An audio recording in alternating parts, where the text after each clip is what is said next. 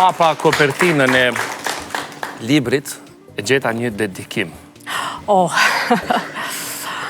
E pas ke shkruar vetë?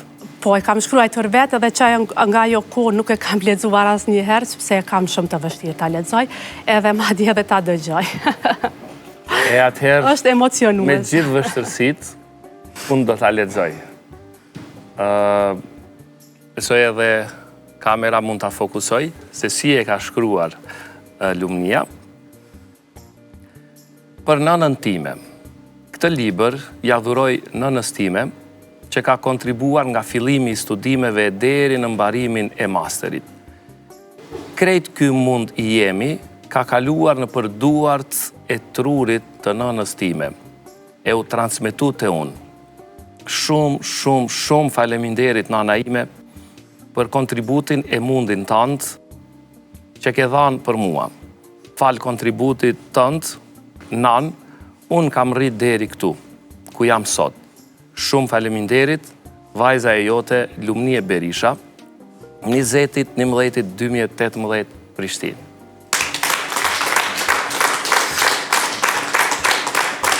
Tani nga kjo po e kuptoj që të ka shoqëruar gjithmonë edhe në studime, nona, dhe të ka ndihmuar shumë. Shumë.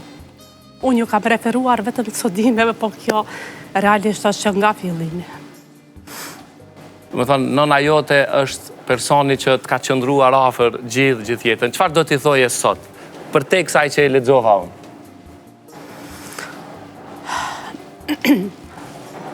Kjo është bërë klishe, ndoshta t'i them se e dua shumë, por me të vërtet çdo nën duhet shumë, sepse mbas Zotit gjithmonë vjen nëna.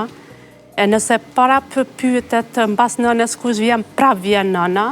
Nëna është e shejt, por unë këtu kam një thirrje për të gjitha nënat që kanë fëmijë me aftësi të kufizuara, definitivisht ta marrin shembull nënën time edhe t'i përkrahin fëmijët e tyre, sepse përveç përparimeve që janë bërë, prap duhet një shtytje nga familja.